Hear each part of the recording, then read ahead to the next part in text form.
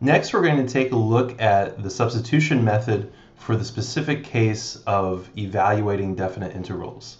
Now, the substitution method by itself gives you a method for computing the antiderivative. You might be wondering, well, if I get the antiderivative, I can always compute the definite integral because once I have the antiderivative, I just evaluate it at the upper endpoint, then subtract off its value at the lower endpoint. However, when we do substitution with a definite integral, we also want to change the limits of integration. So just as a quick overview or quick review of substitution, if we have an integral of f of u of x times u prime of x dx, we call the u prime of x dx the du, and we rewrite this as just the integral of f of u du, and we get capital F of u like that.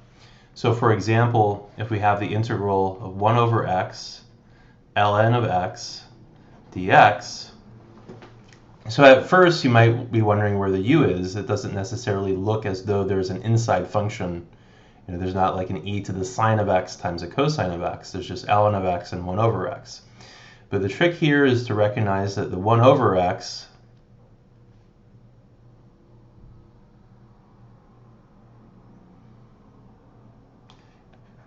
is the derivative of ln of x.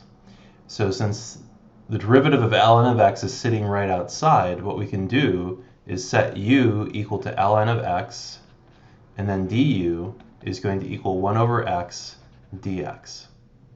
So then this integral becomes the integral of u du, and when we integrate it, we get u squared over 2 plus c, and then finally we substitute back in. So that's equal to ln of x quantity squared over 2 plus c. So that's ln of x squared as ln of x times ln of x. So that's another example of using u substitution. So next we look at the specific case of an integral of the form integral f of u of x, u prime of x, dx. So we're integrating with respect to x, except this time we have a definite integral going from a to b. So we want to use a u substitution because it's set up this way. So here our u would be the inside function, and then the du would be sitting right here. But what we don't want to do is we don't want to rewrite it as the integral of f of u du from a to b, right? Because a and b are the limits on x. So x goes from a to b, so u goes from somewhere else to somewhere else. So when we do the substitution method, we want to substitute in the limits as well by evaluating the function u of x at x is equal to a and x is equal to b. So when x is equal to a, u will equal u of a, and when x is equal to b, u will equal u of b. So we substitute the limits of integration as well, and then we can carry out this latter integral entirely in terms of u.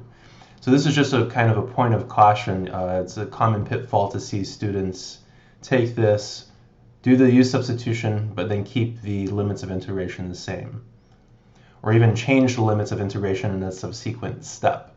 But you want to do everything together. So here we have the variable is u, and then here we substitute and we have u. So we're integrating with respect to u from u of a to u of b.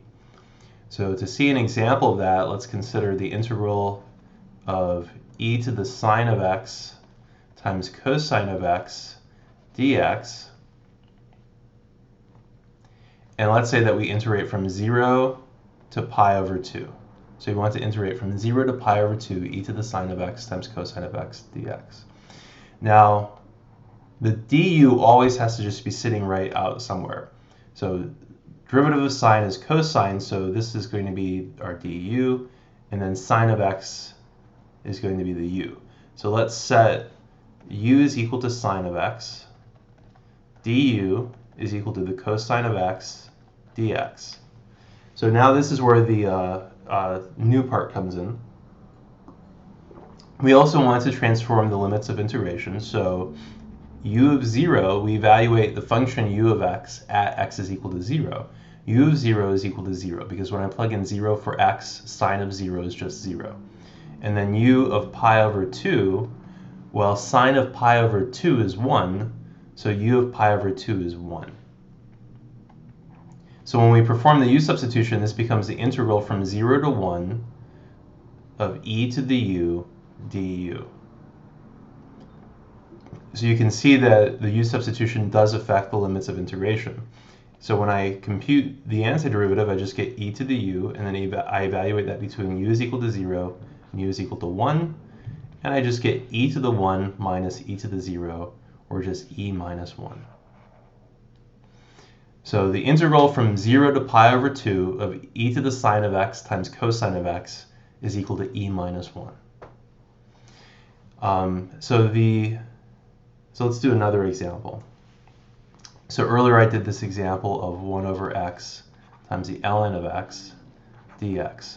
Now let's integrate from 1 to e. So the graph is basically 1 over x times ln of x, and we're computing the area under that graph between 1 and e. And earlier I said that we should use u is equal to ln of x, so then du is 1 over x dx. Now u of 1, ln of 1 is 0, and then u of e, ln of e is 1, so this becomes the integral from 0 to 1 of u du. Right, because our u is sitting right here, that's our u, and then 1 over x dx is the du. Now the antiderivative of u is u squared over 2, so we evaluate that between u is equal to 0 and u is equal to 1. So that just gives us 1/2. So the area under the graph of y is equal to 1 over x times ln of x between 1 and e is simply 1/2. So pretty amazing result. Now, we can also do this to take another, I want to take just briefly another look at fundamental theorem of calculus.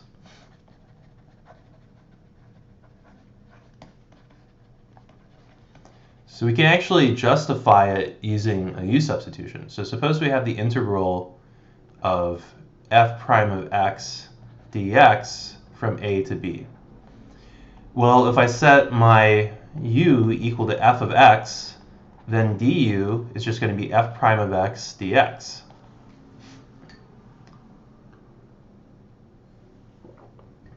Also, u of a is just equal to f of a, and u of b is just equal to f of b. So this integral becomes the integral from f of a to f of b of du. So, you know, to prove the fundamental theorem of calculus, you could first show that, well, if you integrate from a to b dx, that you just get b minus a, because it's just the area under a graph of constant height 1. Well, it's pretty obvious that that area is just going to be the length of the rectangle, so the length. So if we have a to b, the graph looks like this, and it just has height 1. So the area is going to be b minus a times the height, which is 1. So we just get b minus a. So it's the same thing down here, except we're integrating with respect to u instead of with respect to x. But the area under this graph between f of a and f of b is just f of b minus f of a. And this is this fundamental theorem of calculus. So it says when you integrate the derivative of a function between a and b, you just get f of b minus f of a. The alternate or way that we saw this earlier was that the integral of f of x from a to b is equal to capital F of b minus capital F of a. Both of these are valid, but what's important is the relationship between the integrand and this part over here. This is f prime of x, this is f of x. So this is f of b minus f of a. So the function I'm integrating is the derivative of this one over here. Same thing down here in the standard way of representing the fundamental theorem of calculus. The derivative of capital F is little f. So it's a relationship between capital F and little f, or the relationship between little f and f prime is the same. When I integrate the derivative, I evaluate the original function at b minus the original function at a. Here, the derivative of the original function is f. So it's just a matter of notation, but both of these are equally the same. But anyway, so the upshot is that the fundamental theorem of calculus really just follows from a simple u substitution. And the fact that the area, and just using the area of a rectangle of height 1. So it's kind of a neat application to u substitution.